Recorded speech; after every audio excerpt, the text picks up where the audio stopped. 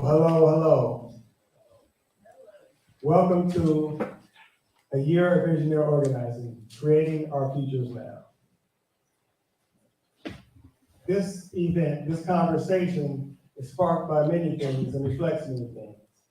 It is sparked by, in large part, by the book, The American Revolution, Pages from a Negro Worker's Notebook. The first book by James Boggs, published in 1963. So we are recognizing, commemorating the 60th anniversary of that book.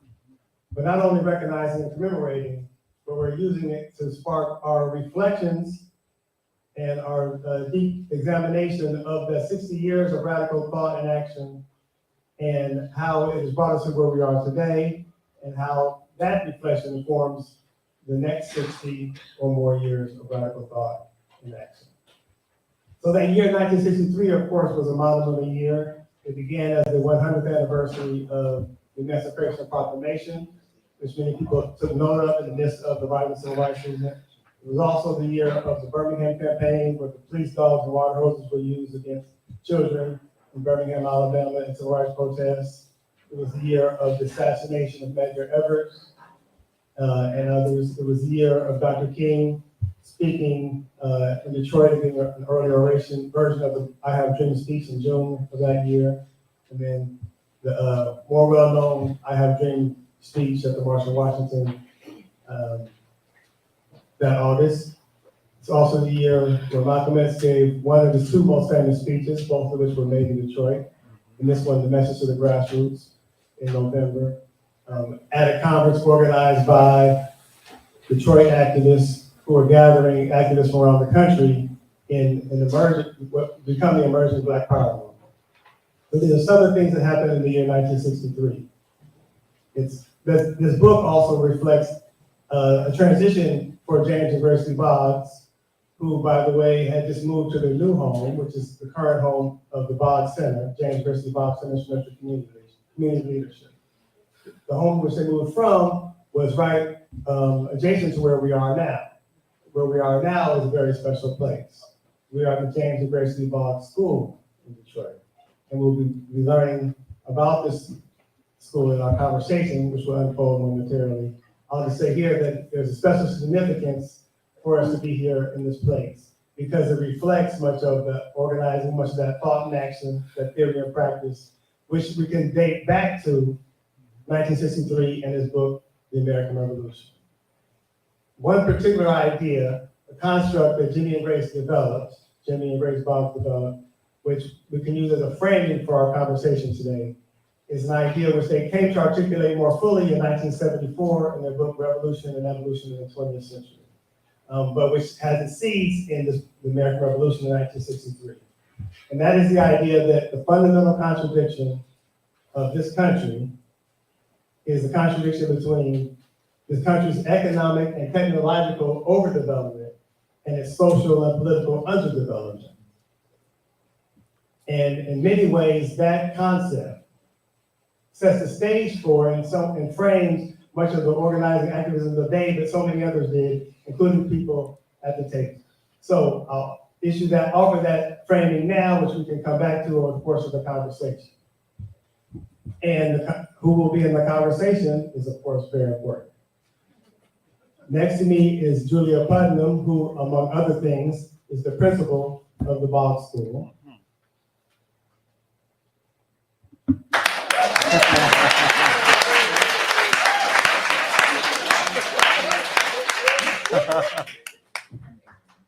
Next to her is Myrtle Thompson Curtis, who, among other things, is the co-founder of Freedom Growers.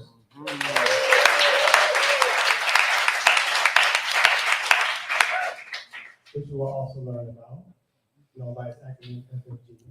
And next to her is Robert Kelly, who, among other things, is the author of the book Freedom Dreams, which you see here.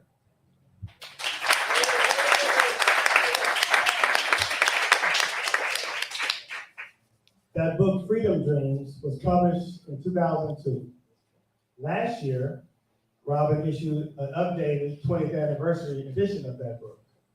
And in the final part of that book, the epilogue, When History Awaits a New Beginning, Robin discusses much of the work of Freedom, people around the Boggs School and the Boggs Center, various parts of this network, and the work that they're doing as part of this broader legacy of radical Black thought and action, and particularly important, imagination. One of the things that we can see there that Robin is highlighting, and which many of you in the room and on the Zoom, oh, it's not Zoom, it's a live stream, but Zoom rhymes, that's how it goes. Are aware, many of you are aware of these relationships or are part of these relationships. So the major goal of this conversation is to excavate, amplify, learn from, and build on these relationships. So I'd like to start by asking each of you to talk about your relationships, your relationship to this space that we are in now physically, the space that we are in now politically, and relate to the Boggs' the broader, again, network and evolution of thought and action of James and Gracie Boggs of the Boggs Center, and the broader lineage, which means the many people and places and organizations which have grown out of this. And the intention here is to have a conversation, so I will be not speaking so much henceforth, rather, but to pose questions and to help facilitate the conversation.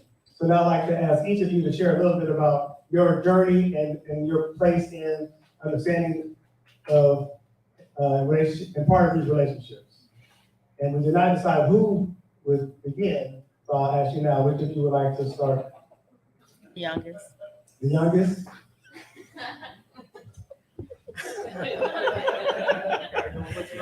I sure do. Listen to your elders. Hello, everyone. Stephen said, I'm Julia Putnam. I am the principal of the Boggs School and one of the co-founders with Amanda Rossman and Marisol Teachworth of the Boggs School. And a quick summary of my journey is that I met Jimmy and Grace when I was 16, and they started Detroit Summer in 1992 to recruit young people to rebuild, respirit Detroit from the ground up. And when I came to Detroit Summer to volunteer, what I realized is that it was the first time that any adults besides my family had called upon the best part of me, the part of myself that questioned the world, that wanted to make a difference in the world. And in school, I learned to get A's. And in Detroit Summer, I learned how to be of service and of use. And I learned that I didn't have to accept the conditions of my community. I could impact and improve my community right now as a young person, which then inspired my evolution as an educator as well. So, and many of the people in this room were a part of Detroit Summer in 1992. And I think what is inspiring to me, Mac Burkhold from the Visionary Organizing Lab we were just thinking about this earlier, about how wonderful it is to be in the room, to watch people who nurtured you see the results of that nurturance. And this place, this school, is a result of that nurturance. And so it's wonderful to see you all see it, to be the recipients of it, and then to be, my whole life is about passing that on. And it's that I think is the journey. It's also important, I think, to know that I started with Detroit Summer, but the James and Grace Lee Boggs School, the idea of it, the conversations that led to the idea of it began at the Boggs School to nurture community leadership. It really was about relationships that we had around the table in community that turned into direct action. So that is my journey to this moment. All right. Correct. Okay. Again, I'm Myrtle. Folks call me Mama Myrtle. And my journey to this space, this place, this time, I am 60 years old. And I'm just enjoying a second, third chance at a reset. And this space for me, native Detroiter, lifelong Detroiter, the East Side has basically been where I've done most of my living. That street right there, I've seen so many different iterations of it. This building right here is such a joy to see where it is right now. And I haven't heard Julia speak in person for a while. That's really why I jumped in there and said the youngest should go first. I'm always inspired. So I met James, I met Grace and the folks from the Bach Center around 2007, 2008, through Wayne Curtis, my partner, co-founder of Feed 'em Freedom Growers, Urban Ag on the east side of Detroit. We, his whole life has been a life of service in one form or another, in service to his craft, which is art, in service to his family, in service to community. And when he was going to all these different meetings around the city with all these progressive, active people, but he had been working on me for a while, and I had been working on him for a while. But some of y'all heard that story yesterday.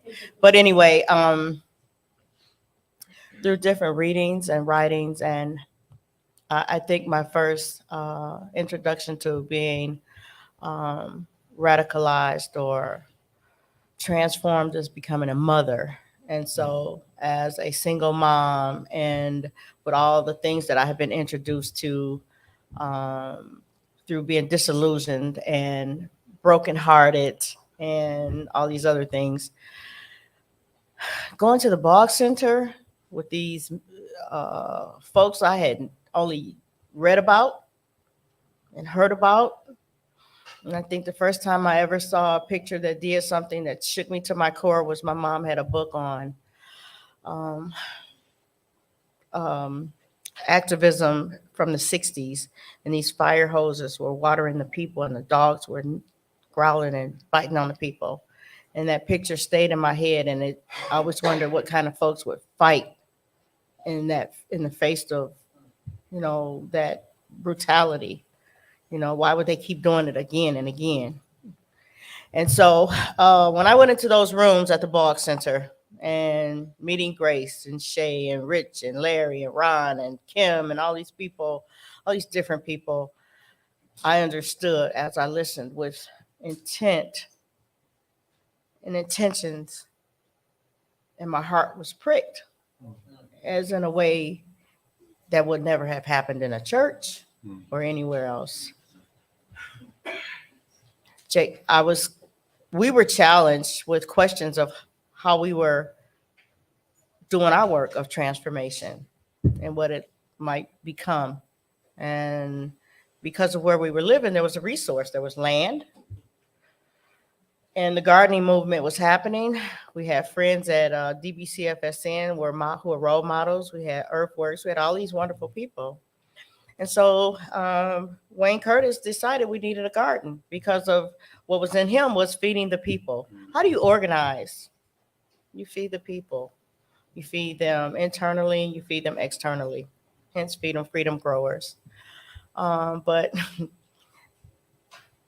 my journey came through the love of others and them doing their work of cultural transformation. And from their heart to my heart. It's not been easy. And there's still so much work to be done. But the constant, and when I hear constant, sometimes it's like a nagging constant, but it's the most loving constant. Nothing is more constant than light. And it's a constant nudging and nurturing of what are you doing? What part are you playing? And when I heard Grace State being in place long enough to get something done. Mm-hmm. It took root. It took root. So through being a mother, being loved on, and having a heart for what's true, that's how I came to this time and space. I'll wrap it up with that. So. Oh, and this is when I was asked to do this. I had to say yes because this is my second time on stage with Robin. And the first, I'm telling you, if I had known who I was on the stage with that first time, I would have been like, ain't no way. I ain't ready. But I'm grateful for my maturity at this point. Right, not on the contrary. I could say the same thing. I was about to say I could just hear you talk all day. And before I answer the question, let me answer the end of the question, which is, why do I keep coming back? It's because of people like Myrtle and Julia and Stephen and all of you is why I keep coming back. And I will keep coming back until I can no longer breathe. I will be here because this is like a second home to me. But let me tell my story. And I want to begin where I really began. And that is with a book called The American Revolution. And I know we're here to celebrate the 60th anniversary of it, but I have my copy I bought from a bookstore called Acres and Acres of Books in Long Beach, California, Monthly Review Press. It was a paperback copy used in 1981. And it was a time when I had decided, because I was influenced by my sister, that there's only one thing for me, and that is to be a communist, right?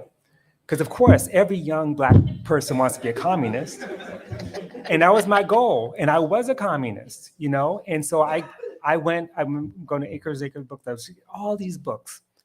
And this is when, I think I might have spent $1 for that book. But I was buying Marx. I had 40 volumes of Marx and Engels collected works. I had Amiri Baraka back when he was Leroy Jones. I had all this stuff, but one of the most important books I picked up was The American Revolution. And I read it in 1981. And it sort of blew my mind because it was a critique of Marxism from a radical place. It was a recognition of the Black liberation struggle, but from a place of understanding the nature of the capitalist economy and its transformation. And so in some ways, I wasn't sure if I liked it. And I knew that it changed my thinking, and I knew I had to do some work. But I took so much from that book. And this is before, this is like in the 80s, of course, people knew this is around the time of, the New American Revolution, and all those different movements are emerging, but I'm learning about it. And I have to say, I knew about Jimmy before I knew about Manning Marable, who also became another really significant figure.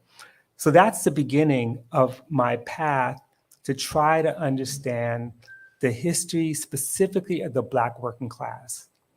And you cannot understand the history of the Black working class without Detroit, because Detroit is the center. Detroit's where, you have drum and the League. Detroit is where the UAW was very important, and Black workers were important, even if they were marginalized. Detroit was the place where all the folks from the South moved in there to basically do this industrial work. And I had connections there. So that's the first beginning. I end up, for various reasons, becoming a professor at University of Michigan in Ann Arbor. And in my first year there, I'm so busy in Ann Arbor, I wasn't really getting to Detroit. But I remember I went to a conference on C.L.R. James at Brown University in 1992. And Grace was there, and she gave a lecture which was about just what a horrible person C.L.R. James was. And and James is my hero. Black Jacobins, Notes on Dialectics, but I was convinced, I was persuaded. And so we had the good fortune of flying back. She sat next to me on the flight back to Michigan. And that's when she was really pushing me hard from the moment we met, and pushing. I mean, I don't know if I breathed on that flight. We're going back and forth. And that's when I met Jimmy. And I guess it was right before he stopped driving, because he was driving. The car was parked on the side. This is back when you could like sit in the car from the airport. And I walked Grace back. I gave them a copy of Hammer and Hoe, my book on the Communist Party of Alabama. And that was the beginnings. And, every once in a while I would go try to be present, go meet with Grace, but I didn't, because of my teaching situation, I didn't have much time to go hang out in Detroit. And I ended up, leaving Michigan, going to NYU, but then we saw this correspondence. I felt we have almost it sounds like a small book of correspondence where she's really beating me up. Do you know the difference between rebellion and revolution? Like, what's wrong with you? And I'm like, well, no, I think I do. And her pressing me, she kept saying, read King, read Dr. King. And, fast forward, it was about 1999, 98, 99, around that time. I'm really trying to do what she's telling me to do. Our correspondence is very deep. I've come out there to do some things with her, and I give the core talk, which becomes the basis for the book Freedom Dreams, inspired solely by our debates and discussions. And I write about this in the book if you want to get the book, And by the way, two things. Whoever's selling the books, 2 of the books I'm buying for 2 people. If anyone is like indigent and you really want the book, I will get it for you. You don't have to pay. Okay. So just remember that. And if you're lying, that's not my problem. That's, it's you and your God. But to go back, so I write this book, and Grace reads it, and I got a great compliment, which was, "You're almost there. You're close." I said, "But we need to talk." And some of you may know the story. She comes to New York. We have a conversation, which I record on. We used to have something called cassette tapes. So I had a tape recorder, recorded the tape. And it was a whole conversation about Dr. King, about what was missing in the Freedom Dreams, what we needed to do, where we need to go. And it was a very generative conversation. And she said, "Send me the tape." And I had one copy. I never made a copy of it. Put it in the mail, and I inverted the address. So instead of 3061, it was 3601 Field. And it never got there. And the tape was lost forever. Or someone who lives at 3601 has it, or whatever. But that conversation opened up a lot, and I made sure that I made even more frequent trips. I began to participate in things with Grace. In fact, I met Myrtle's in action in LA. Mm-hmm. We did a conference, and then I began writing more about what was happening in Detroit. And so, even though I wasn't living in the area at the time, every chance I got to do something for the Bog Center, and or to talk about Grace, to talk about Jimmy, I did that. And in the process, I learned sort of 3 things. One, what it means to make community, to make the beloved community Dr. King talks about, which is to say, it's a community in tension and struggle. It's a community in which there is no outside, there's no friend or there's no foe. But to be friend is not to be silent, but it's a constant struggle. It's a communities are dialectical. They have to be, otherwise they're stuck. The second thing I learned was, what does it look like when you make a revolution? And Jimmy and Grace talk about that. They talk about, Grace talked about the importance of connection rather than mass. and I began to learn and began to rethink my whole understanding of history. In other words, I rethought the history of the civil rights movement. Because if you look at the civil rights movement, it's actually not a mass movement. Let's be honest. March on Washington might have been mass, but the movement in a place like Mississippi was connections, all about connection. You can name the people and the connections they made and how that web really created something that was permanent. We would not have the situation we have today if it wasn't for the kind of organizing that went on.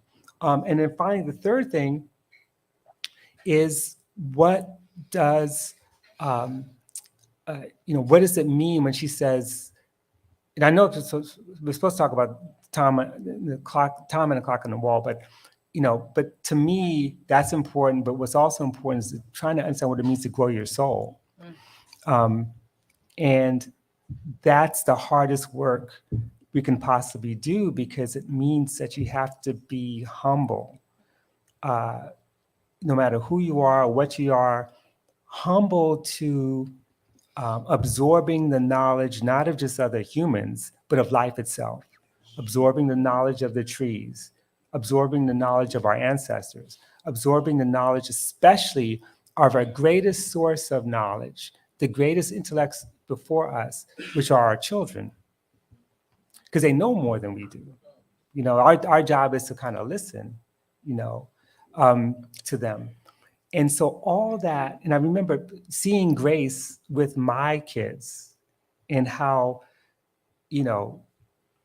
hard she listened to them. And wishing, boy, I wish I was a kid. But that's it, because she was like, wasn't beating them up. But all that to say is that, I found love defined in the way that is abolitionist and socialist. I found love in the space of the Boggs universe. And I don't want to say the center, but the whole universe, all the people here, all the institutions connected to them, every single garden and farm, every single memory, every single family member, everything that's connected to the Boggs universe, I found love in a way that I've never found it anywhere else on the planet. And I've traveled to every continent, right? The closest I've ever come was Palestine, but that's basically it. That's how I got here.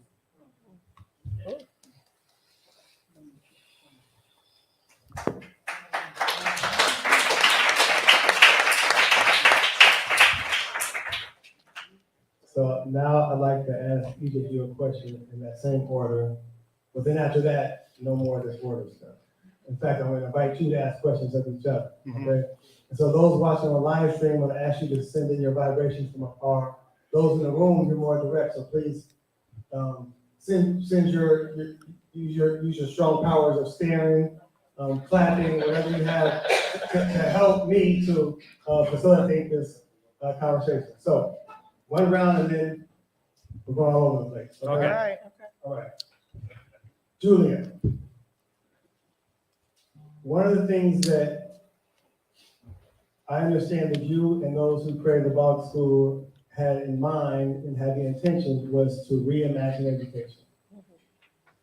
And that intention for you has some roots in being in Detroit Summer and in relationship with Jimmy and Grace with so many other people, including young people in Detroit Summer.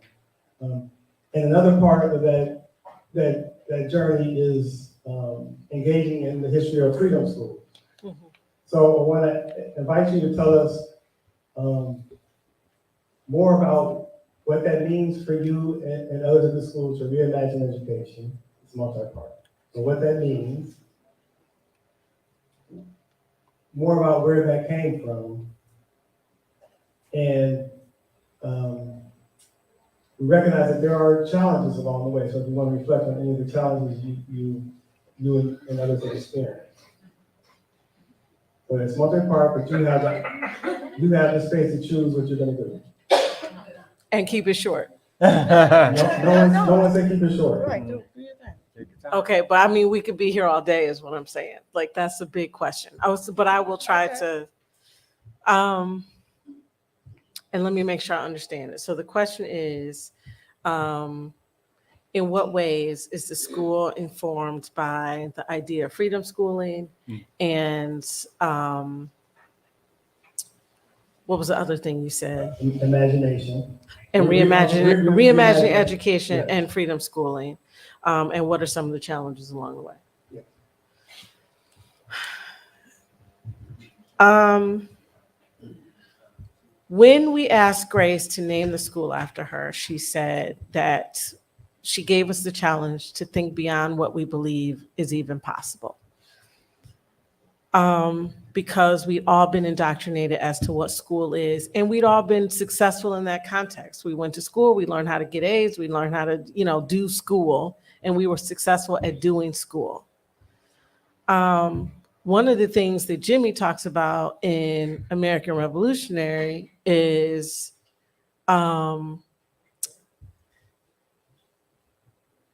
if we create a condition in which people do school and then go to work, but then that work gets displaced by automation,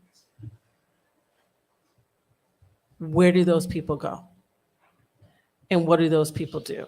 And how are we creating a society in which people get to be human beings and get to engage in the world and participate in the world, whether they have a job or not? And we started playing in the school in the context where like 50% of the kids were dropping out of school. And how do we create a world in which people can have a life and a livelihood and contribute to the world, whether they graduate from high school, are successful in school or not? Where do those 50% of those people go? Do they become the outsiders that Jimmy describes in the book? Or do they become people who actually are included in society, have a place in society, have meaning in society? The mission of the Bog School is to nurture creative, critical thinkers who contribute to the well-being of their communities. We purposely do not put college readiness, beat China, create AI, right? Like all that is not part of the mission of the school, because there are as many success stories as there are kids in the room. And those success stories look different. And those success stories won't always include college. They won't always include good grades, right? And so, but those kids have meaning and they have purpose and they deserve to live lives of meaning. And we need them to live lives of meaning. Like we all need all kids to be successful. And so we have to redefine what successful is. And we have to reimagine schools to create success for everyone. That's the difficulty. And because again, when you're tired and exhausted and things get hard, you default to, but how come this kid's not doing their homework and working towards this A? And kids might not define themselves as a person who gets A's. They might define themselves as someone who's really good at football, or they might define themselves as someone who's an artist, right? And so the other piece of it is that we ask in a democratic society, in a supposedly democratic society, for kids to go to school for 18 years, leave that school, and then know how to be active citizens without having practiced democracy, citizenship, in schools that whole 18 years. So how would you know how to do that? How would you be an informed citizen? How do you know how to be represented? How do you know how to represent others democratically, right? And so how can school be a place in which young people are active citizens from the time they enter the doors? And that means, how do you understand that conflict just is not a bad thing, but you have to resolve it. You have to know how to resolve it.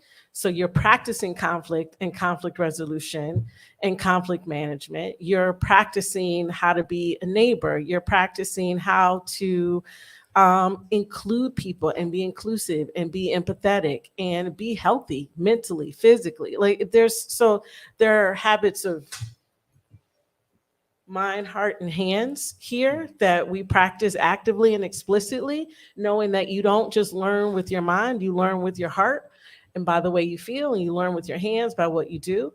You can see the mission and the core values and the core purposes on the wall. Like it's here. We talk about it. It is a part of the active life of the world, of the school. And I love this idea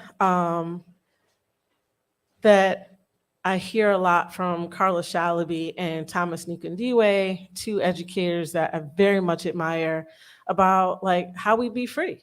How do we get free? How can school be about becoming more free? And that's where I think about freedom schools, and freedom schools being a place where it's like, you're not getting this information that you need for yourself to be a citizen in the world from your traditional schools. How do we just like come over here and talk about like being Black and being, having agency and doing all of the things that like weren't happening in traditional Southern schools, where the young people were not even intended to grow up and vote and be active citizens. So that's a little something of what we're trying to do at the Bog School. And what is difficult about that is that everyone wants to be a part of community or be an active part of a community, but not everybody knows how to be in community. Not everybody knows how to be a community member. Right. Not every person who gets older knows how to be an elder. Parents are exhausted. They're overworked, overtired. There's not enough time to go slow. There's not enough time to like hang out with each other after school. And so this sense of community and building becomes really hard when there are some parents who are here because they like admire the work of Jimmy and Grace and love our mission. There's some parents are here who are like, looks clean, looks safe, I'm good. My kids will come, and then I gotta go feed people. Like I gotta go like make a life and survive. And so y'all need to do what y'all do over here, and I'm gonna do what I do over here. Never the twain shall meet, right?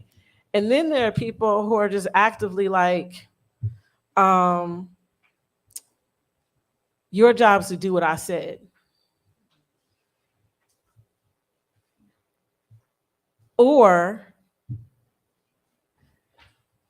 my kid's job is to do what I said and not question in the way you are asking them to question, you or me.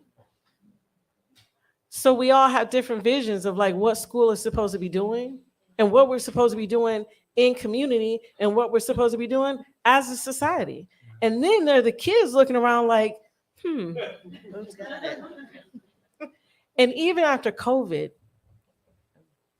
well, let me just say before COVID, there was this illusion, I think, from kids that adults could keep them safe. And we said to them, we got you, we'll keep you safe. And then COVID came, people are dying. We can't figure out how to take care of each other. We can't come up with basic agreements with how we're gonna be. And people are dying, and I can't go to school, and I can't see my friends, and y'all can't fix it. Y'all can't keep me safe. Y'all don't really know what you're doing.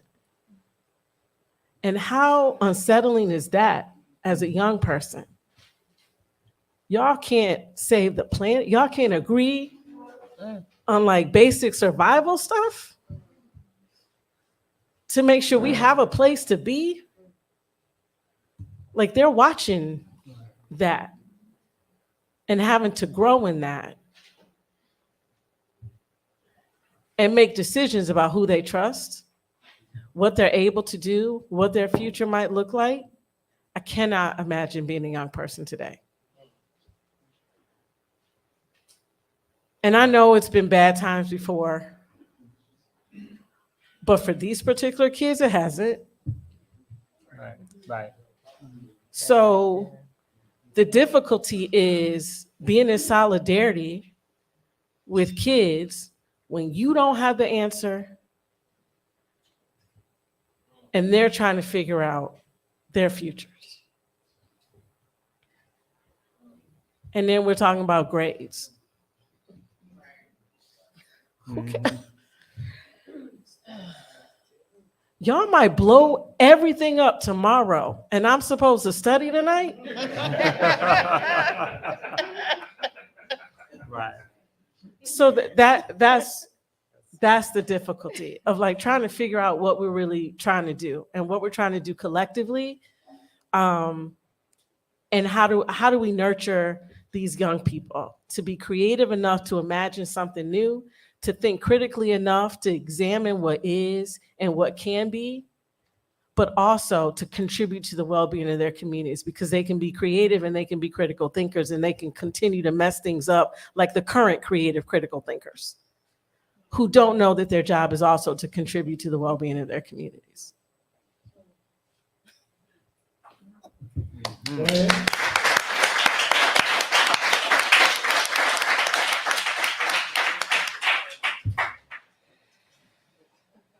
Myrtle, one of the words that you referenced, that you spoke earlier, is transformation. And you heard you use that word before. And a phrase that's related to that, which is becoming a more human being. Yes. And I think in multiple ways that speaks to the goal of becoming a more human being speaks to some of the broader constructs and the broader barriers to realizing ourselves in our society that Julie was just speaking of, that young people experience. So I'd like to invite you to say more about what transformation means to you. You could discuss that phrase, becoming a more human being, and also please include how does this happen? How does transformation happen at Freedom Growers? Well, Stephen, the transformation happens. She don't like that question. I wasn't hostile. And this answer is not hostile, not at all, Right. because I'm still focusing on Julia's response, and that's how the transformation happens. Listening intently, because she said a lot. Things were intersecting, layer upon layer. You went from waking up in the morning to going to bed at night. All of it was right there. You left it right there. You know, and it's a lot to process. The transformation happens, I think, just by being honest. I'm one of those persons, when I hear something and it shifts me, and I want to be there in it, and I want it to resonate, because I want to understand, what does it mean for you, the founder, principal of this school, who has all these little lives and bigger lives in your hands, and you deal with this every day, and not from a standpoint of this is a for-profit school. It didn't come together like that. Right. All these different pieces, the parents dropping off, picking up, the children who want to be safe. I had a young person this morning talk to me about grades. I turned in my work and the teacher just disqualified it. They took it off the computer, or whatever language they're using right now. And I said, well, what do you want me to do? I don't know what to do. But I did the work, and it doesn't count now for anything. So I did all that work for nothing. I said, well, there's your version, there's their version, and then there's somewhere in the middle, something else. What do we do? I don't know how. I can't fight a computer. I'm ready to organize. Okay, we're going to organize. How do you create transformation? We're going to organize. We're going to write a letter. We're going to sign it. We're going to get some of your classmates to sign it. And if this teacher is really being bogus like that and doesn't care, and you're doing your all, we're going to see if we can have a meeting arranged, or at least the problem gets addressed, to let them feel empowered, or let them know that they have a voice, that they can do something. It's not just Y'all adults just gonna blow the thing up, and here I am. What should I really be doing? I don't want to lose another young person. We do a 5-week program in the summer with young people, and they come.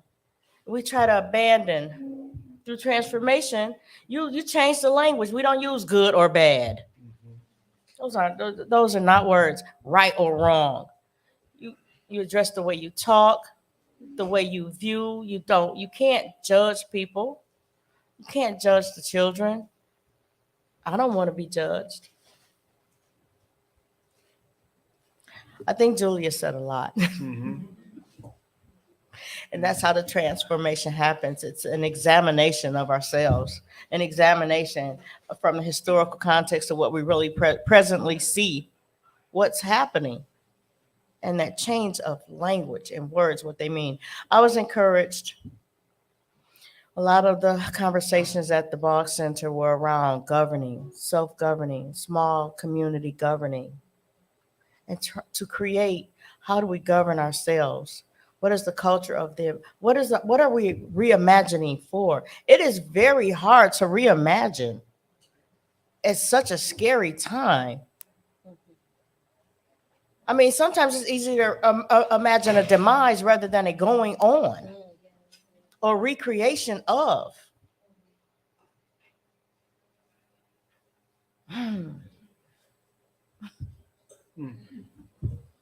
Thank you, Merle.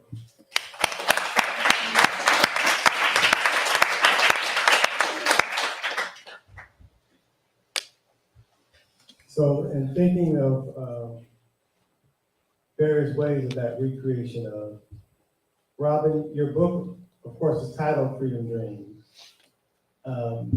Yesterday, you visited a place, a collective and a place in Detroit called Freedom Dreams. You also visited Freedom Growers and Burwood House.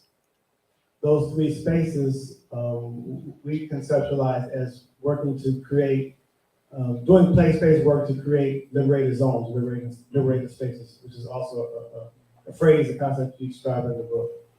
Could you please share with us, first, why the title Freedom Dreams, either what it meant for you before or what it means now, and then secondly, and most importantly, could you share some of what you saw and thought at Freedom Dreams, Burwood, and Freedom Growers yesterday? Okay. I'm still on Julia's statement. I'm gonna make it all connect.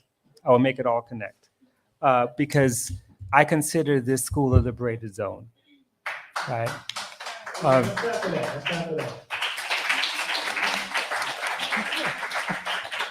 that. Okay, so let me just begin with the question of the title Freedom Dreams. I won't even tell you how I came up with it because it's too funny. But I can say that the intention behind writing that book was to try to excavate a history of Black struggles for freedom, not judged on the basis of success or failure or good or bad or these terms, but rather on the vision that brought people together. Because one of the things that I learned from Grace and Jimmy, which is very clear in the book, is that, in fact, I just have this conversation with someone, I can't remember who, and that is that social movements are not forged out of deprivation and impoverishment and misery. Misery creates misery, but social movements come out of the belief or the dream that that misery can end, that something can change, and that you figure out that things can change not, because you're isolated in some room and a light bulb goes over your head. It's because of the people around you, that you create community as a hedge against something. It could be a hedge against something small. And then that potential for something bigger is in front of you and you fight. And in theory, almost all the movements I write about are movements that emerge in the worst of times. But if we measure a movement by its ability to achieve the big victory, then we won't have any movements, because sometimes what you think is the victory produces more contradictions and more struggle. So you think of it as a river, as this process, then it's a very different kind of thing. So Freedom Dreams is basically signaling what was the vision of freedom that animated these movements, even if they didn't achieve them. But most importantly, that they're never fixed. That they're never fixed. That what they might begin with is not necessarily what they end with or what ends up later. And that's what it means to have a liberated zone. That liberated zones are not utopias, because the definition of utopia is nowhere. You know that, right? Like that's the formal definition of utopia. We're not talking about the utopias. We're talking about something much better than that. You know, somewhere in advance of nowhere, as Jane Cortez would say. And that's what a liberated zone is. A liberated zone is that space that where you create a kind of freedom to experiment. What do you do in the school but experiment, right? What is Freedom Dreams, the space about but experimentation? I mean, to walk on that land and be in the circle with some of the most amazing activists and organizers and visionaries, you know, like Coach Kellogg, you know, like, you know, Brother Jones and Baba Jones, all the people who were there, who were making things, and not just making things, but making useful things that people could use out of repurposed wood. That is to say, wood that would have gone into landfill, that carried goods and commodities that are being made by sweatshop labor across the Pacific here on crates, take those crates apart and make something useful for people on land that we know in the first iteration was stolen and then turned into a commodity and then sold by people who stole that land to people who had to buy it or mortgage it, who then couldn't afford the mortgage because the people who sold you the land are the ones who, you know, run the auto industry, who basically, you know, took those jobs away. And the next thing you know, you're able to get that land back and to be the stewards of the land and to care for the land. See, that's a liberated zone. Even the process of getting it is liberatory. You know, Burwood House. I mean, imagine what it means to begin, right, in, you know, a house or a neighborhood, and to just transform it, just take an empty lot and make it, a gathering space, you know, to basically take places that in one lens is a money-making venture. And not only that, but celebrated through all these do it yourself, turn your house over to make a lot of money. I mean, that's reality television, rather than the real reality is what does it mean to create a home space, a homework space, a space for kids, a space for neighborliness, and a space where you protect that neighborhood from the vultures of capital. You know, that's the liberated zone. You know, and of course we know freedom's a liberated zone for sure, because when art and cultivation and human beings come together with love, they produce the greatest flower you could imagine. It's edible, smells good, it's beautiful, it makes you laugh, and kids don't even want to leave. Like that's where I want to be, right? And all that's here. But the last thing I want to say about liberated zones is liberated zones are just that. They're liberated in a zone surrounded by dangerous forces that want to either strip it away, resell it. And so liberated zones are not always permanent in the sense they have to be defended and protected. And I think that's the most important thing. And they're always in a process, you know, and it's up to us to defend and protect, and to defend and protect experimentation. Because you have to do that. One of the problems in fact, Cheryl Lee Reed and I were talking about this yesterday, who runs a beautiful, amazing philanthropic organization, Freedom Dreams. But think about what it means to operate in a philanthropic industrial complex that's telling you that you need to show some outcomes. You can't have outcomes when you're experimenting, where you have to succeed. But part of the beauty is the failure, because it's not really failure. It's basically an experimentation that leads to a different kind of conclusion to open up new possibilities. So everything that's a mistake is not really a mistake, it's a process, And to go back to I just love what you said about what our kids are up against. And we live in a world where schooling, I see Carla over there, schooling is terrible. Schooling in America is horrible. It is basically an extension of prison industrial complex. That's right. And this is a free space where kids could actually imagine, be free, and connect with the earth and the neighborhood. That's what you're supposed to be doing. Right. And that was Grace's, when she wrote all the stuff about freedom schools, that's exactly what she said. So, what we need is more of this, and liberated zones should be something that we should all strive for everywhere we are. And eventually, through the kind of networks and connections, make this whole world a liberated zone.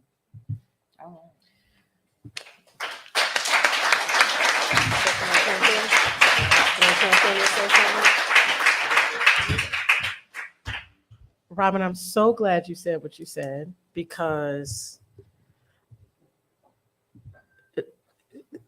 part of the weight of the legacy of Jimmy and Grace is just my love for them and wanting to do right by them and wanting to do right by their work. But it's also all the projections that many people put on Jimmy and Grace, and how many times we're like, Jimmy and Grace would never. So the mission is not to figure out what Jimmy and Grace would ever, and then do that. The mission is to nurture creator critical thinkers who contribute to the well-being of their communities. So there's that, right? It's really, we've established it. But also there's so much pressure to be this model. I'm already a recovering perfectionist. And so then to have to be when you said liberated zones, I was like, oh God. But then when you defined it, I was like, oh, a place of practice? Okay, that I could do. We're practicing, right? And so we're practicing freedom, we're practicing liberation. And with that comes all of the contradictions, comes all of the conflict, but what we do is we embrace the conflict. Mm-hmm. So I'm willing to sit down and have a parent be mad at me about what we were supposed to do, what we're not doing. I'm willing to call a parent out on this is what we're trying to do here, and we have to do it together, and we're partners, right? And to have that back and forth, and to know we're going to come out on the other side, because finally it's a conversation about what we want for our kids, right? I want for your kid what you want for your kid, mm-hmm. which is to survive and to do something about all this, right? In a way we could never imagine. And so I feel proud to practice, but I do not want to be the face or the place that has figured it out. Mm-hmm. Because it feels, that's when the what do they call it, imposter syndrome comes in. That's because it's I can't do that. And I also think, and I'm often because I'm the child of Detroit Summer. I was the first volunteer to sign up, right? There's the way. I'm so proud of that legacy, but it's also a burden to carry. And that's why Jimmy's quote that it is only in relation to other somebodies and many somebodies that any of us is somebody. Mm-hmm. I didn't do that. I'm not here by myself. I didn't do this by myself. I would not do this by myself. I do not do it by myself. We started off with 30 kids. That was the first Boggs Day, the only time Grace was ever able to come and visit the school. We are now 150 kids. We had 3 teachers right? So I'm here to like help spur along three teachers to do this work with 30 kids. Now it's 25 people with 150 kids, and the state's on all of our backs, right? To figure out how to do this work. And it is only in relation to one another that we do it. It is only when we say, Mama Myrtle, can you come and help teach the kids how to grow sunflower? Like, it's only in being able to call upon this like 30 years of solidarity and community and partnership with the people in this room and the people watching and the people we haven't met yet, that any of this work gets done. So liberated zones cannot be a one-person operation. Right. And that means we're gonna be fighting with each other, struggling with each other. I worked for Grace in my 20s, and I was supposed to organize her office, and like, she didn't really want to organize it.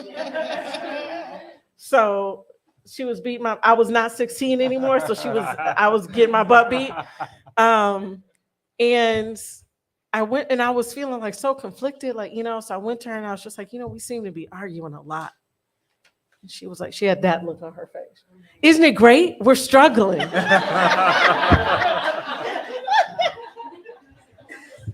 And that conflict was never a positive thing for me growing up. I learned how, it's only in struggling with people that you come out on the other side, if it's productive struggle, right? So, yeah, so I will accept the mantle of Liberated Zone as a place of practice. So thank you.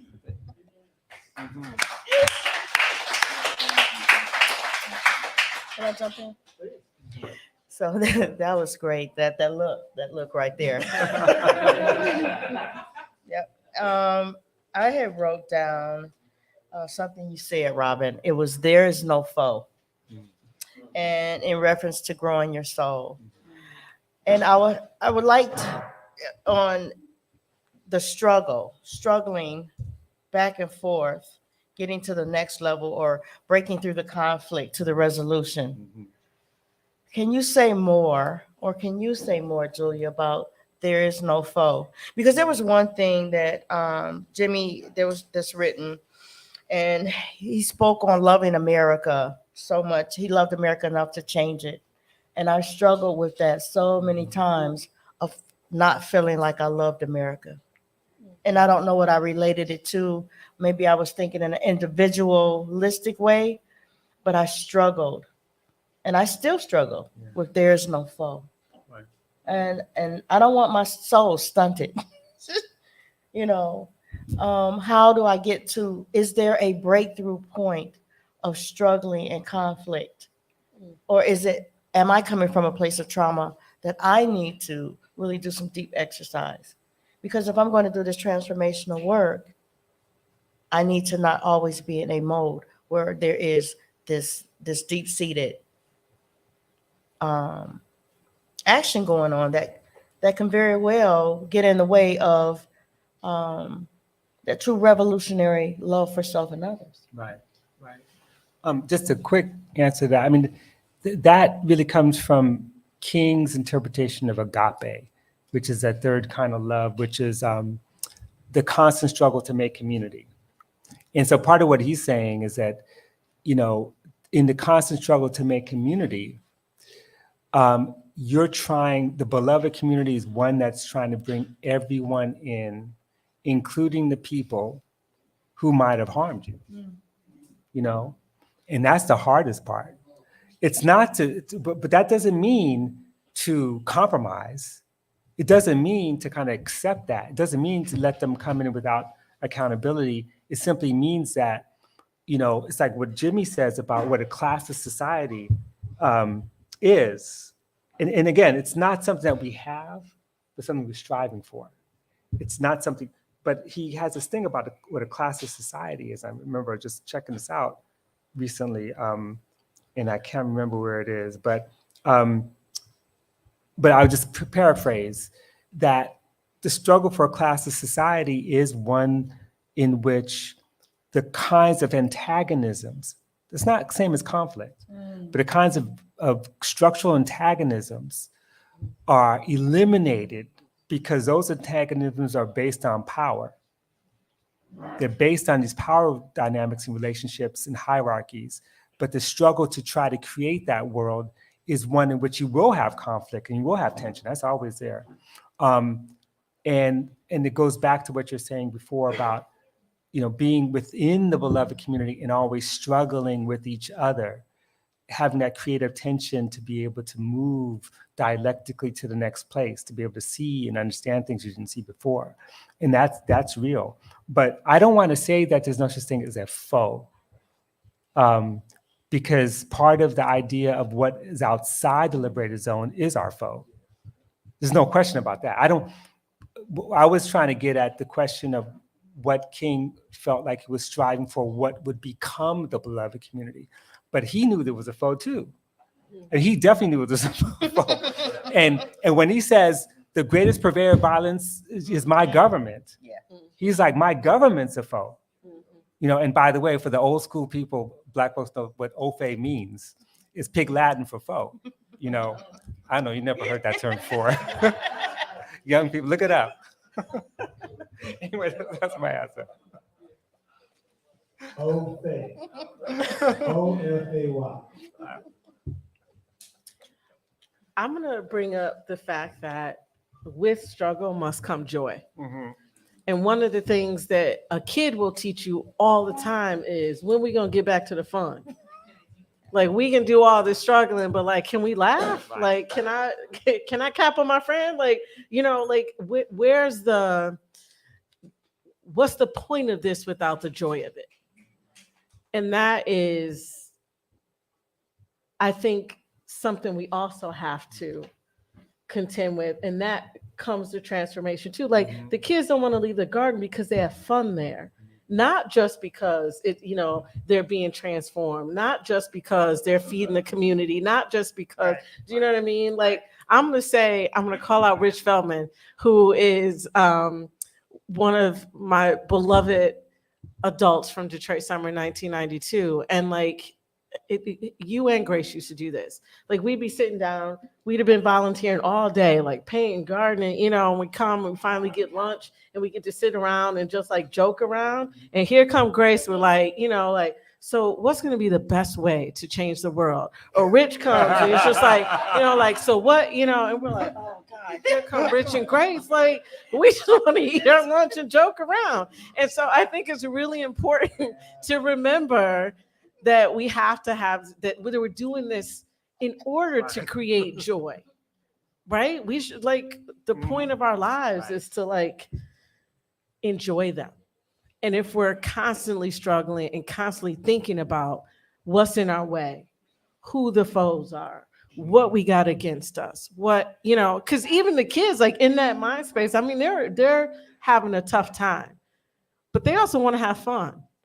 And so we can't make it all about like transformation and changing things. We also have to like do that in a way that fills us with love and laughter. And yeah, it's got to feel good. Gotta have a little music, right? Always. Right. Yes. Right. Well, I would love to hear from Myrtle, because, the first time I ever been to Freedom Farm, that was a long time ago. I felt like it was the most fun space. In this, it's such a, and even yesterday, it was such a joyous space to be together. I just remember a lot of always laughter, but also the potential to create. And that was always there. If you could talk about that, how you make that joy. Can I add to that question? So we saw the video about Feed and Freedom earlier, and there was like, you all were around in a circle doing the Running Man. Like, there was like, is that like an exercise? The kids were doing it, but you kind of were too, Myrtle. Don't even trust me. You were doing it. So like, is there an intention of that kind of like joy and dancing and fun before getting to the work, or like, where's that come from? Wow. Oh, I got to see the spiel all the way through, huh? Oh, you got caught off guard? We do. We laugh. We have fun. We do the Running Man. Can you demonstrate? Nope. Lauren might have it on film. But because we do everything out in the garden. So every aspect of what you would do inside, we do outside. So it's all out there for me, and just having fun and letting it's reparative. It repairs the heart space. Music. I love music. Music will evoke a memory and take you back somewhere you're like, whoa. And I love showing off in front of my grandchildren and my children about old school music. It's the best. I'm sorry, it just is. And so I always have to have it planned. I think it, you these layers. I don't want it to be forgotten. I care about those things, and I know that if there's ever a time where there's no electricity and we can't plug in our record players, our radios, our Bluetooths, we can strum, we can drum, we can hum, we can make rhythm. That's just part of the teaching. Right. It goes back and taps into something, but it also sends us forward. We can communicate. We practice whistles, calls. We do all kind of stuff in the garden. You sit in the garden and you listen to the sounds. You inspire. You lay in the grass and you look up at the sky. You look up at the trees until something falls in your face. But then we give you paper and pencils, and now you get to create something out of not looking at a structure or image. And it's a little bit more work to just take something here and make it appear. So, but when I think about Freedom School, I think about schools without walls. I think of place-based education. All of those things that don't happen in the school buildings, that all those programs that were taken out of our public school systems.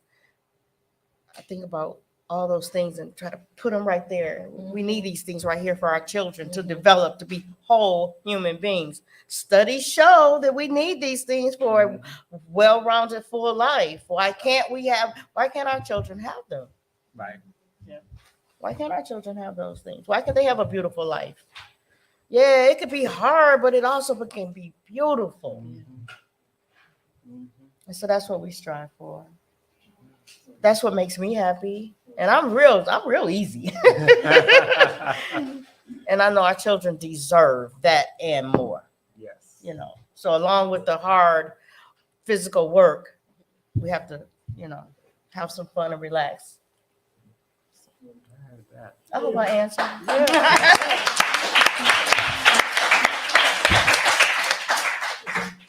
Let me clarify a couple of things that have been referenced. Robin, you spoke about things being built, physically being built at Freedom Dreams Collective, based in the Small Town South area, at Shannon and Willis. And some of that work is being done is in community with and collaboration with another community space as part of this broader network, which is Sweetwater Foundation out of Chicago. So some of that work, and Sweetwater has connections with Freedom and various other people in this room and this network. Also, you were describing, Robin, about that notion of agape and a vision of creating transformations, creating spaces even for those who are not with you. And that called to mind one of the lines in the film you just referenced, where Monique says, even the haters. Right, even they right. Now, I'm not doing it justice, so you gotta see the documentary. Yeah. Where can you see the documentary, you ask? Well, some people saw it this morning who are here, but this is a documentary called Freedom Growers. Yes, it's about freedom, done by Visionary Organizing Lab. And the premiere will be June 21st. For information, go to their website, visionarylab.org. Okay, so Yes. we were talking about music, right?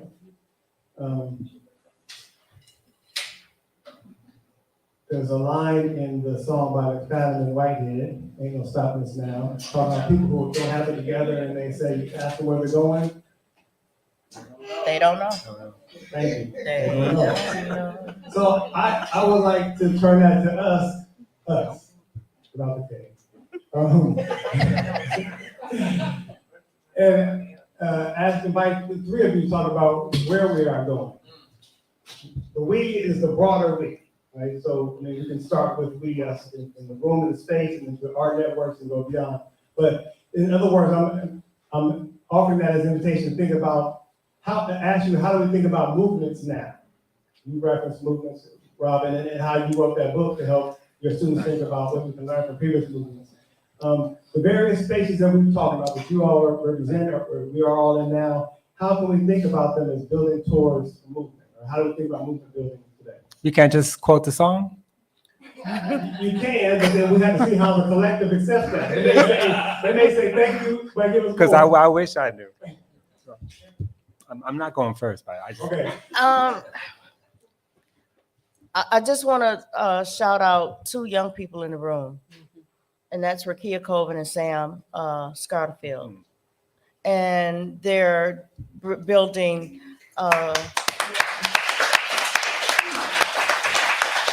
they're really working on this mutual aid part of the work, what's happening in the city of Detroit. And after COVID, was it right after COVID, when we had the flood on the east side of Detroit, there was a lot of folks doing a lot of work on the smallest level, but just helping each other drag stuff out of the basements and providing food. And just, we came together, you know, and it was all, if we rise together, one by one, one person trying to do it, folks were just coming together and creating that mutual aid. And I see them carrying that on. And I think that's what movement building is beginning to look more like where I'm sitting. Folks working together to provide for one another on a level where you can't wait on the government to come in. You can't wait on a city structure to come in. You can't wait on a block club to come in. Families are broken and in disrepair, but we got these young folks, not talking about young folks, who are coming to I won't say rescue, but to the aid of one another, from elders on down. So that's what it's looking like to me. We're understanding that we will rise together.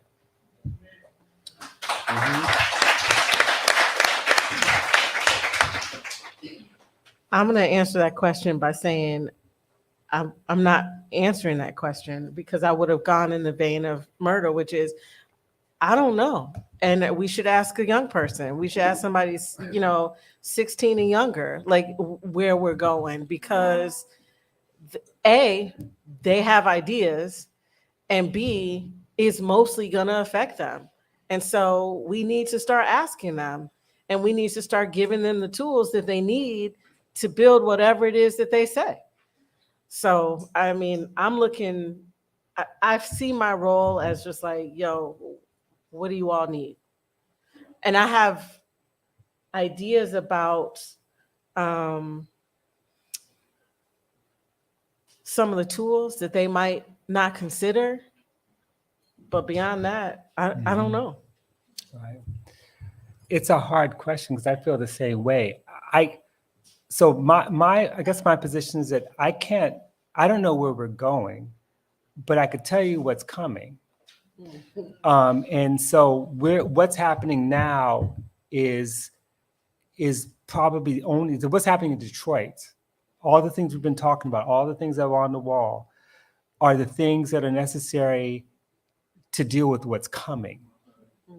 As the Panthers say, survival pending revolution. Because what I know is here, and it's going to get worse, is fascism. And let's be serious about that. I mean, we sometimes when you're living in close proximity to a community built on love, where you could actually sustain yourself, the fascist threat isn't always as evident, whereas in other places, it's straight up in your face. It's not an accident, and I hate to say this, that we have all these, fascist, like outright fascist organizations supported by government, and not just Republicans, but liberals. Liberalism is always the pathway to fascism, And so we have to be really, really careful. And I think that if there's ever time to create more liberated zones and defend those zones, and to teach people how to create those zones, and to fight, because ground zero is schools. Yeah. I mean, if you just watch the news, you got cops coming into schools to arrest, or at least threaten teachers for sharing materials that we thought were safe, like stuff about transgender kids or youth, or that's anti-racist. You got teachers being threatened in Iowa, having forced to leave because this teacher said slavery was bad. I'm not making it up. And librarians, don't be a librarian. I mean, you could either be a librarian or a mercenary, because librarians' lives are in danger. So this is a terrible situation, and we have a lot of work to do. And everything that you're doing here is a model for the world to come, the world that must be created for our own survival as a planet. I haven't mentioned the environmental, ecological questions, So that's my answer. How do we take this momentum, this vision, sustain it, and figure out how to replicate it as a hedge against fascism?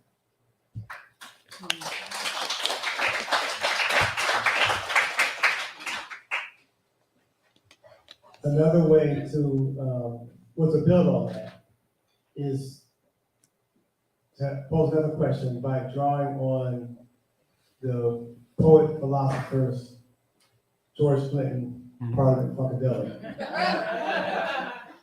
which you invoke twice in the book, Robin. You invoke the song One Nation Under a Groove, and the call, the opportunity we have to dance our way out of our constriction.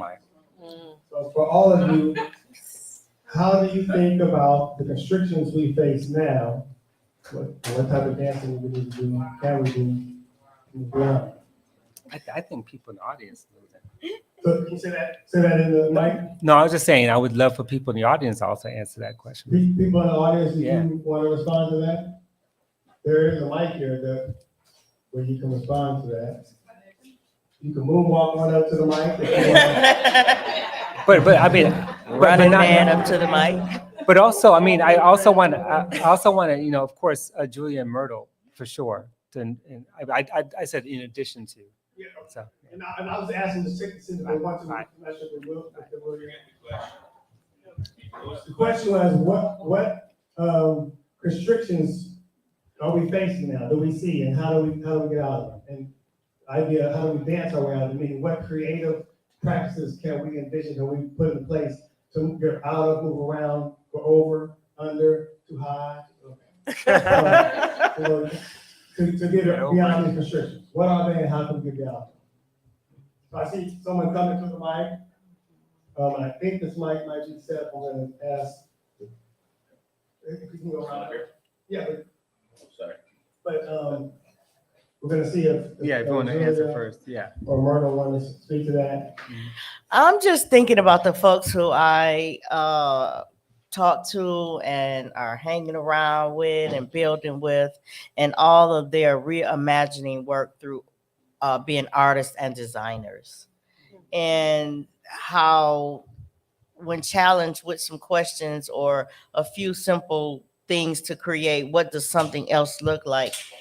And how difficult it is, and how they are helping with that reimagining work through physical replicas, or just helping to free my mind and others as they work together. I'm just thinking about the artists and the designers in the spaces of liberation who are doing that real deep-rooted work, and just shouting out to them and helping me to understand, Myrtle, you kind of tied up and bottled up, you know, look, just, and she know who I'm talking about. So. But it's a group of them. I mean, these young folks are really, I mean, pushing things to the limit. Film, art, song, dance. But for me, the way I head into liberation spaces is ballroom dancing.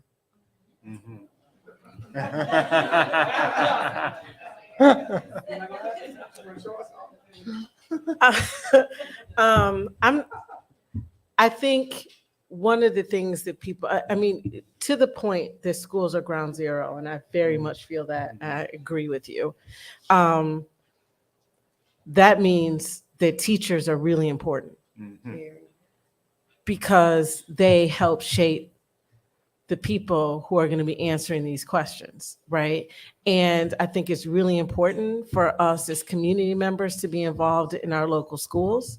I think it's really important that we as community members recognize that we are a village, and it's going to take the village to raise our kids. So like people who send their kids to school and they're only concerned with their kid are part of the problem. Like all of the kids are all of our kids. Right. And like that is what schools need us to be thinking. That's the direction that schools need us to be thinking in, so that like you're not going in to advocate for your one child, you're going in to advocate for the kids, and you're going in to advocate for the teachers and the hard work that they do, and the aides and all of the support people and all of the staff in schools are working their butts off to be the people who can help our kids move forward. And so like wrapping yourself around whatever school you can find is a really great way to deal with the constrictions that schools are dealing with. I'm speaking as an educator, and I would say my dance of choice is tap dancing. I'm a beginner, but I love it.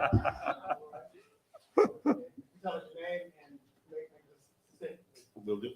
Tom Stevens, Detroit Independent Freedom School Movement. It was great to hear about freedom schools and reimagining education. I wanted to try to answer the question about how we deal with all this, which I take as a question, by lifting up two things that Robin and Julia said, and contrasting them, comparing them. Robin pointed out that movement building and visionary organizing, I guess, is more about connections than mass. And went on quite a bit about that. And of course, making connections is, then we heard the story of Freedom Summer and the Boggs Center and so forth, and the Boggs School. And then that led directly, I was amazed, not amazed, well, I was amazed. Julia's point about the kind of conflicts that you get into when you make those connections to get into movement. And so then I thought, I mean, this is a great panel. Thank you very much. I mean, I like to say freedom schools always in session, sometimes more so than others, I guess. I mean, that just shows you why this whole thing about failure and success is just a complete crock, right? It's like a totally different universe, right? Because if you're trying to both make connections with everybody and nurture them and build movement, and also you're fighting with everybody at the same time, how do you define success in that kind of thing? So, but the fact that we're starting to talk about it in that way, and visionary organizing, gives me some hope that as difficult as the situation that we face is, difficult as an understatement, you know, that's the way to deal, I think. I thought that was the question I heard. Thank you. Right. Thank you. Thank you.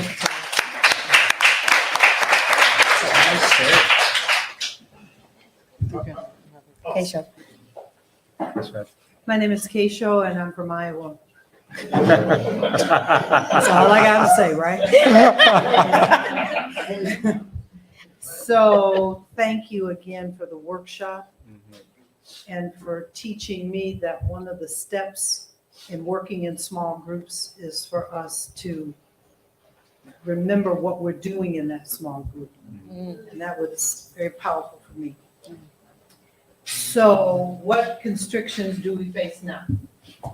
So I heard Robin say fascism is one, Julia say teaching is ground zero, two, ecological is three, and I want to suggest a fourth. Based on a conversation with Layla and Jackie, we started a conversation, and here's what we thought. We don't know how to do it, but we did think about it. We need more intergenerational conversations. And I know, don't applause yet, because this is not gonna be so great. Because I know from being 70 years old, I am very sensitive to the young people's stuff. Mhm. And the way that they communicate, that feels uncomfortable to me. So my part in that is I shut it off. You know, I shut them down in my head. The way that I know they do me is they're tired of hearing what they're doing wrong. So we both come to those conversations in a defensive posture. And no karate works when people are trying to talk to each other, you understand what I'm saying? So I was thinking, one of the things we came to in our preliminary conversation, the three of us, was that we needed a different language. Where's Lily? She was also part of that too. And we need another language for what we call those conversations. Intergenerational sounds binary-ish, sounds hierarchical still. So we know that it has something to do with collectivity. Mhm. We're not sure, we need another word other than wisdom, because that's still kind of that old, never mind, don't go there. The point is that at least what you taught us today, start us on that pathway of knowing that we don't need anybody's permission to reimagine. We can create the words we need for that imagination. And we can also not feel so burdened. I love what you said, Julie, that we got to do it all ourselves and by ourselves and today and all of that. Okay. Mhm.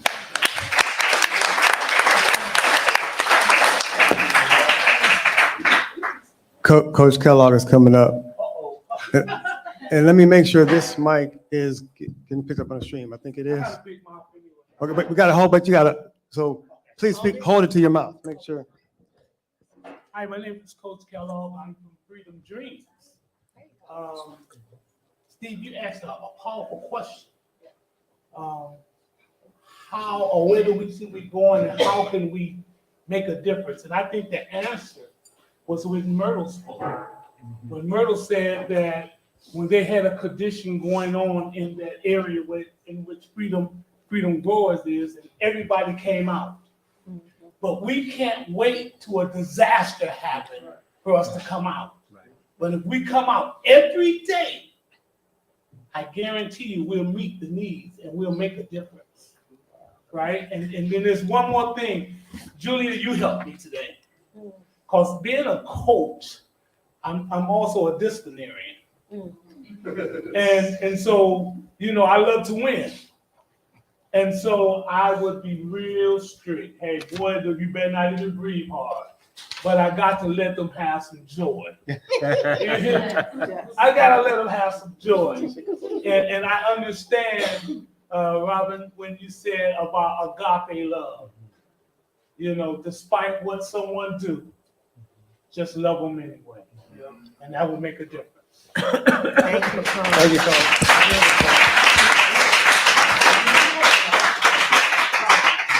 Oh, Baba want to speak?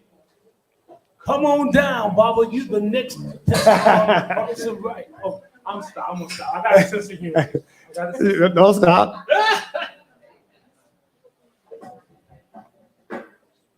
They almost named Freedom Dreams Jonestown. We couldn't do that.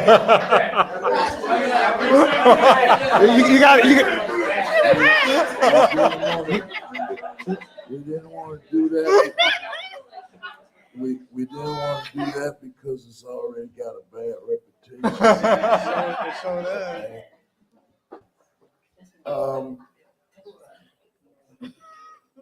I'm not sure. Oh, I'm sorry. My name is Baba Baxter Jones, and I am also part of Freedom Dreams, activist in the Detroit community, born and raised since 1955. Family has been here since 1922. But the question about constrictions, I'm not sure if there's a difference between constriction and restriction. However, I think that not only fascism but a lot of the negative isms, including racism, ableism, lots of different isms. I think they're all related. They must be the same family, causing hectic for everybody. But nevertheless, it's all based on constrictions and restrictions. And I think that the artist, George Clinton, one of my favorites, by the way, Parliament Funkadelic, understood that in order to have constriction or restriction, you have to have control. And one of the things that's hard to control is music, dance, art, forms of expression. Thank you, Stephen. I get a little stuck sometimes. This is, to me, what freedom is about. Is being able to be who you are intended to be and not who someone else wants you to be. If you ever notice, all the isms, they're trying to force you into a box.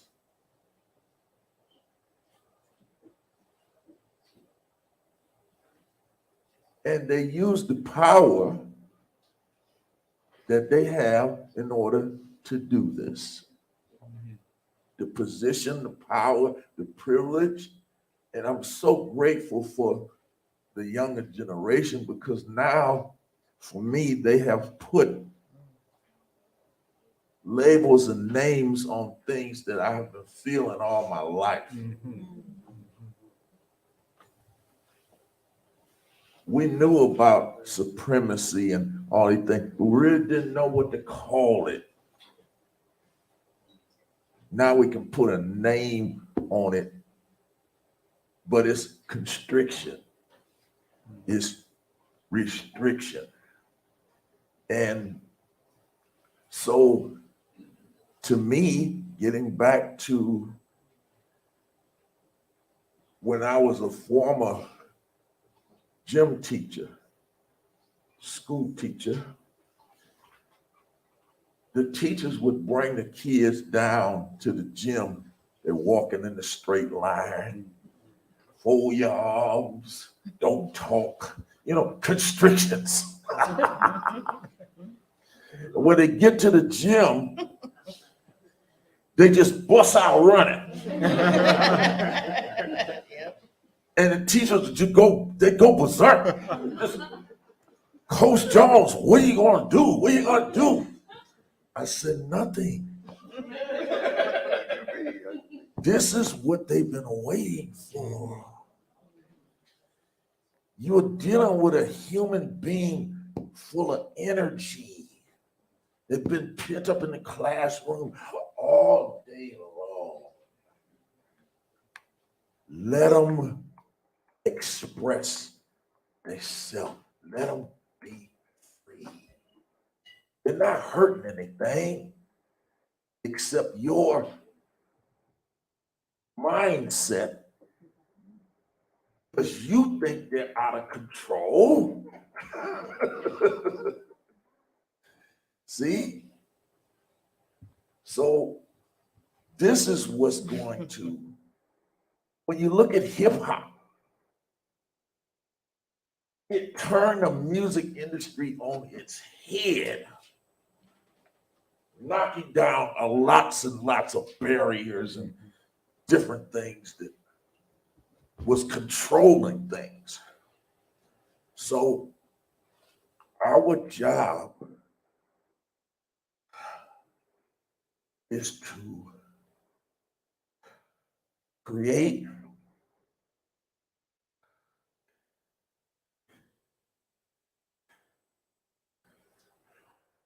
pathways for these younger people unencumbered to be what the Creator intended for them to be.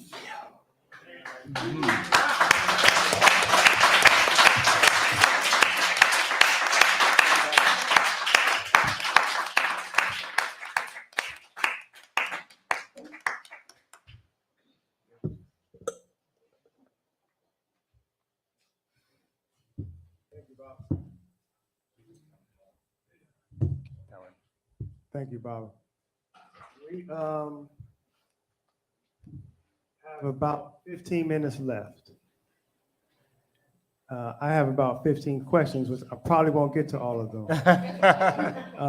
So before I get to any of them, I want to see if, invite you to ask questions of each other, responses to questions to what you've heard, what you're thinking now, as to further activate this conversation. If not, I have a question. Okay. Please jump on that. Yeah. You have it? No, come, please come. Let me. I didn't ask this when I was up there. Go.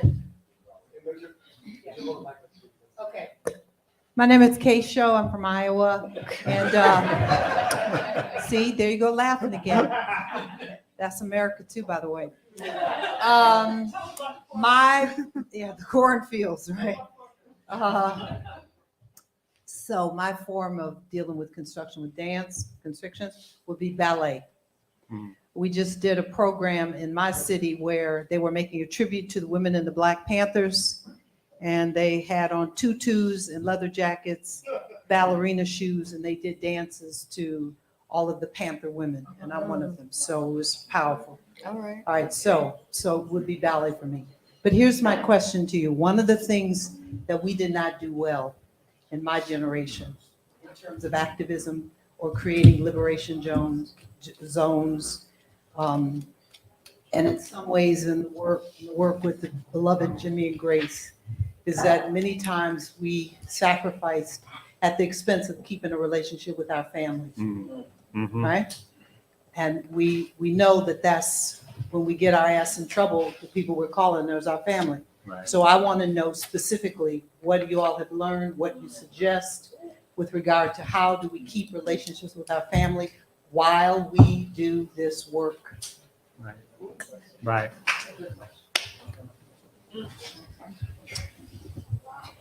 All right, Iowa.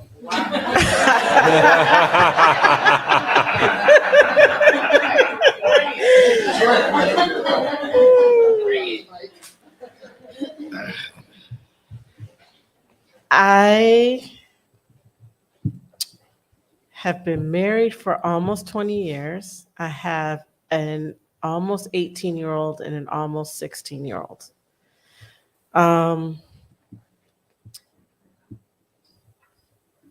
And I have sacrificed time with them for this work, but I also make sure that I sacrifice time to this work for them. It's a really tough balance. My kids would probably tell you that I got it all wrong.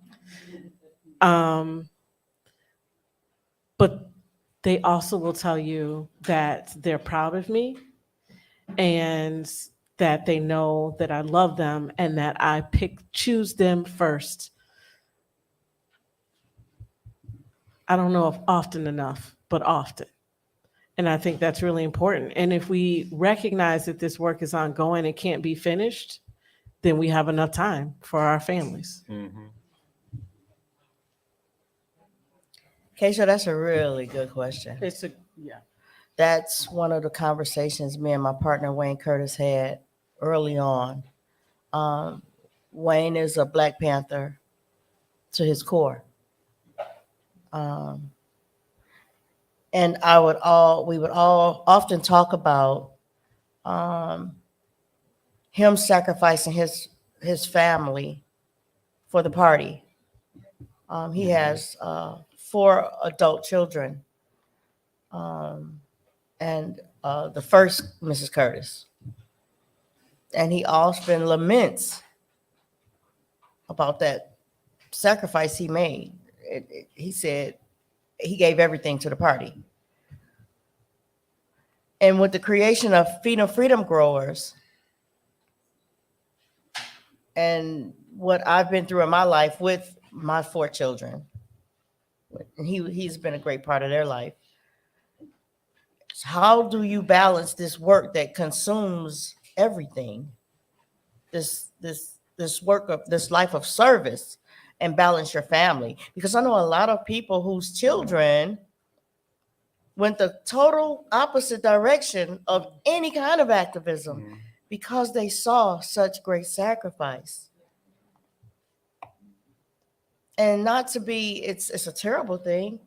It is what it is. But what choices did we choose to make? And I flat out, if my family's not going, I don't want to be there, because that was my history, because I had so much pain in my past of not being with family. But as I get older, I'm understanding family is the first community. And there is no foe, but we may not all go together. We make choices, and I understand. And we have our history written and lived to examine, to help us create that path forward. So, my choice is I choose family first.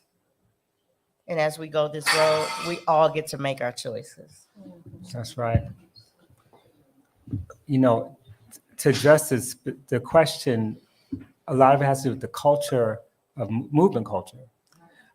Because I feel the same way. I mean, I you know, we suffer, especially those of us who are on the left, we suffer from enormous burnout. And the burnout comes from guilt. And the guilt comes from a culture that basically says you're not doing enough. You know, and I know I got all kinds of family of origins issues, you know, which keeps driving me to do this. And imposter syndrome is one of the things that drives us from being able to take the time for ourselves, because we're always trying to prove something. And look, I'm the poster child for imposter syndrome. I feel like I'm a faker every minute, which leads me to just one thing I hope that we could address at some point, and that is the relationship between work, a job, and capitalism. And it's something that, you know, Rich knows a lot about. And I just want to return back to Jimmy's text, where, you know, part of what he's critiquing, of course, is automation. But I don't want us to think that, you know, well, you know, he was kind of wrong about automation. He wasn't wrong at all. But remember, he wasn't saying that automation itself was the problem. He was saying capitalism was the problem. And he says the first principle that has to be established is that everyone has a right to a full life, liberty, and the pursuit of happiness, whether she is working or not. The question of the right to a full life has to be divorced completely from the question of work. And that includes our own self-imposition of what work is, right, as a movement. So we've got to figure that out. We don't do a very good job of that. And we've got to figure that out, because when we figure that out, we'll be able to live a life in which leisure is not something that you carve out, but everyday life could be joyous. And we can actually have other things operate in this age of AI. The problem is not AI as much as the capitalism under AI. And that is the issue, because boy, wouldn't it be great if we could do creative work and not have to, all the people who do drudgery work for low wages wouldn't have to do that, you know? So that's my answer. I think part of the problem is that when our work becomes our identity, and the work of activism becomes our identity, right? As opposed to us just being people out here trying to be part of a community with other people out here. Right. And that's when it becomes like, I gotta do this because I gotta like continue to demonstrate my identity to people, as opposed to I'm just demonstrating what it is to have a life, to build a life with the people around me, right? And so, and they include my family, and it includes the extended family that I've created around me that, you know, I do this work with. And so I think, I mean, I remember thinking like, oh my God, Malcolm X looked like such a, I mean, he was such a beacon for me as someone who did not grow up with a father, thinking about losing your father to an assassination. Mm-hmm. And like, I just wanted my dad around. Mm-hmm. And the world got my dad. The world got my dad, and the foes got my dad. And I didn't get my dad. And like, I just remember like, my kids aren't gonna say that. I'm not out here trying to, I mean, who knows what's gonna happen? I mean, who, you know, and it's whatever. I'm not calling that out. I'm just saying like, you don't know what's gonna happen, but I'm not sacrificing the joy of my life and the joy of my kids to an identity. That's, I heard that.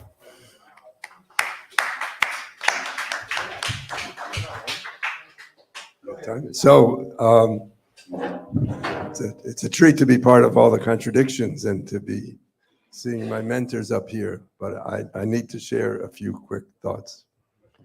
I'm sorry, my name's Rich Feldman. Thank you. The first is a Jimmy Boggs story about family and comrades. When Janice and I were getting married in 1979, I was convinced my comrades would be sitting in the first row. He looked at me and said, no, no, no, no, no, your family sits in the first row. That was a big lesson for me because that was not part of how we were politically raised, Keisho and I, in the National Organization for an American Revolution.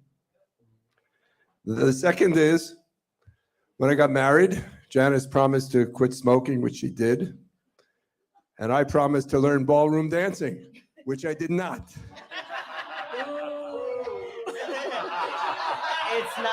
It's not too late. It's not too late.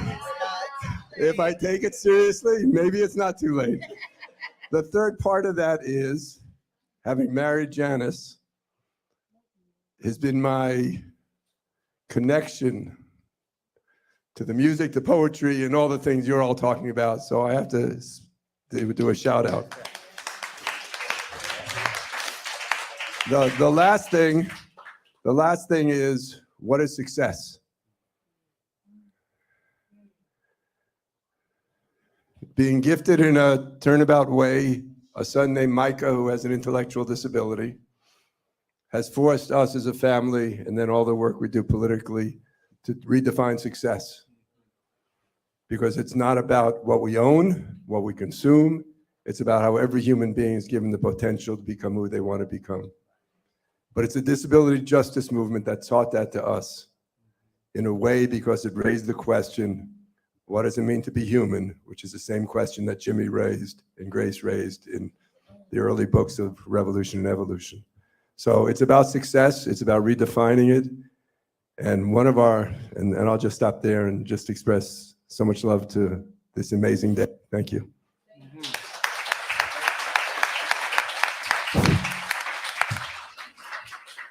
We are at 4 o'clock. I want to ask everyone's permission if we go a few more minutes to properly close. Permission granted? Thank you. Another space that uses the phrase Freedom Dreams is the Detroit Justice Center. And particularly the DJC, Detroit Justice Center, which is part of the broader network of movement activists and visionaries in Detroit, have a podcast, and they've named their podcast Freedom Dreams. The podcast is hosted by the DJC's founding executive director, Amanda Alexander, along with the communications coordinator, Casey Rocheteau, and occasionally by Whitley Granberry, staff attorney at DJC. And Whitley is the person, DJC is a partner with Freedom Dreams in creating their community land trust, and Whitley is the main person involved in that. So that reflects more of these relationships. So their podcast called Freedom Dreams, their tagline, if you will, is they say that this is a podcast about podcast that knows another world is possible because they talk to the people who are creating it. So as we close, I'd like to recall our concept of visionary organizing. Let me scratch the word our. The concept of visionary organizing, which does not have one closed set definition. The Visionary Organizing Lab, which we referenced earlier, and other people have referenced, which offered a workshop earlier, has a particular working definition, which you can find from their material. Grace Lee Boggs talked about visionary organizing. In the last years of her life, she started using that phrase. She uses it, for instance, in the expanded edition of her book, The Next American Revolution, where she juxtaposes visionary organizing to protest organizing. The idea that protest organizing is protesting against things, whereas visionary organizing is community organizing, where we're trying to calling for what we want, not just what we're against, but what we're for. And that reminds us that just as people are intergenerational, we can have intergenerational relationships. Ideas can be intergenerational. It's a bit of a stretch, but please walk with me a bit. So James Boggs' book, The American Revolution, planted some of these ideas that over the next decade they further developed. And again, that idea of economic and technological overdevelopment, that this country has put so much emphasis on economic development and developing its technological capabilities, but has underdeveloped itself in terms of social, political relationships and responsibility. That idea grows from that. Along the way, they also developed this notion of that we must have not just rejections, but projections. Again, what we're projecting or calling for. So all these, and this leads into the 1980s when Jimmy was developing a rigorous engagement with the idea of community building. And he gave several speeches where he was calling for us to develop our communities and then spoke about a range of ways of doing that through the second half of the 80s, which sets the stage for when he and Grace and Shay, Hal, and others created Detroit Summer, which you heard Julia speak about. And that space for young people who were volunteers, but I want to actually suggest that we, at our next conversation, because we're done now, interrogate that word volunteer. I know that was the phrase that y'all use, Detroit Summer volunteers, but were you volunteering or were you doing something else? So that gets into the question of how we think about this work as service or activism or community building. But so these ideas build upon each other. And then through the U.S. Social Forum that met here and Reimagining Work and other conferences and gatherings that the Boggs Center and others created, developed those relationships, for instance, that Sweetwater Foundation was connected to, we spoke about, and more of pushing towards this ideas of visionary organizing. So again, these intergenerational ideas, which is just to say that over decades, generations of community work and activism, people learn and struggle and grow from that. Robin uses two quotes to open up the epilogue that we've discussed earlier. One of them is from Jimmy Boggs, where he talked in a piece called Thinking Dialectically, Not Biologically, where he says that struggle is social practice. And from social practice, you learn, you gain new knowledge. And you realize that when you started a struggle, you had certain things in mind, but you realize more is involved. So all of that is to say that visionary organizing is about, call to us to think about how do we create alternatives to what is towards the goal that and we all share of creating a new world, the world that we want, that we need, that must be. So may we close with each of you saying anything you want about what it means to create alternatives, about how we can see these alternatives that we are creating, that you all spoke of and others spoke of, together are showing the way, practicing, rehearsing, experimenting towards a new society. Whatever you would like to leave with us to think about how we can and will and must do that. I would like to end with two things. One is to express my interest in talking with you more, Keisha from Iowa, around what conversations need to happen between generations, whatever we call them. But I think young people are itching to hear from you and what it is that they're doing to put you off And I think you need to hear from them what it is that other generations are doing to put them off. And I think through that conflict, really beautiful things can happen. So I think that conflict is important, and I think we should have the conflict. And the second thing I want to say is that earlier today, I spoke about the Boggs Park, which is in development right now, which will be one of the only accessible parks on the east side of Detroit. Very excited. It's been years in the making and setbacks and all of the things. And earlier, I asked you all to raise your hand if you committed to donating or sharing it. And many of you raised your hand. The flyer is in the hallway. And 9 people have donated since this morning, but more than 9 people raised their hand. So as a principal, I'm saying you must keep your commitments, and please, please, please check this out before you leave. And more important, or as important as donations, are actually sharing the campaign with your networks. So please consider doing that. Thank you so much for this day.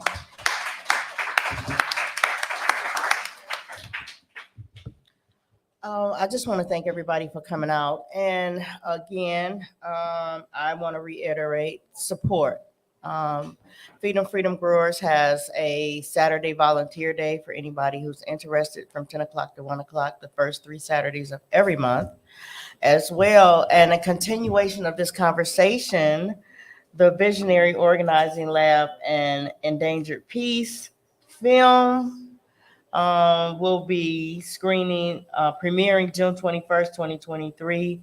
For folks who haven't seen it, that's like me. And if you want to invite anyone else, look out for more information going to the website.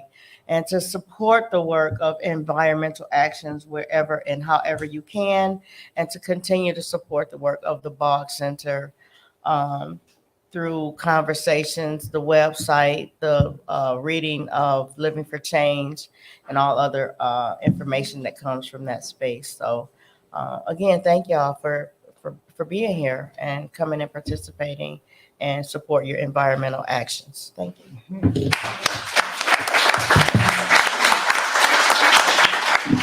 I'll just say ditto on support, and whatever you plan to donate, just double it. And everything having to do with this universe, I think it's important to support. I wanted to make sure I thank Matt for that. Was a tremendous presentation, and those films are astounding. So support Visionary Organizing Lab. And in terms of the question that you posed, very simply in a sentence, I think the work of visionary organizing, this work is like making collective art. It's exactly what it is. When we get together, there are things that are unexpected, things that we think are mistakes that actually become an opening for something else, and it's always unfinished. So if I could just sum up what we're doing, that's what it's all about. But thank you so much for coming out. And all the people I knew for many years, and all the people I first met, and Rich especially for always, pushing me and getting me here, and of course, also Charles and other people, because I just want to keep coming back over and over again. So thank you.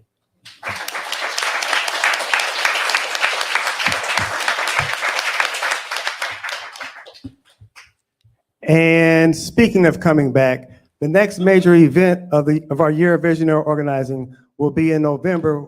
We are commemorating the 60th anniversary of the Grassroots Leadership Conference, which I mentioned at the outset, where Malcolm X gave his speech, Message to the Grassroots. It was called that because of the name of the conference which brought him, which is called the Grassroots Leadership Conference. There's a wonderful story behind the conference, which we'll learn. We will be commemorating that, but not just commemorating that. We are calling it Messages from the Grassroots, because we're commemorating all the grassroots work that's described here and elsewhere in Detroit. So in November, we will be having this event, which will further amplify and engage the new world that is being created through this visionary organizing in Detroit. So we would like to thank Kari Frazier and his team at Creative Differences for the live stream. We got to keep it going for the Boggs School for hosting.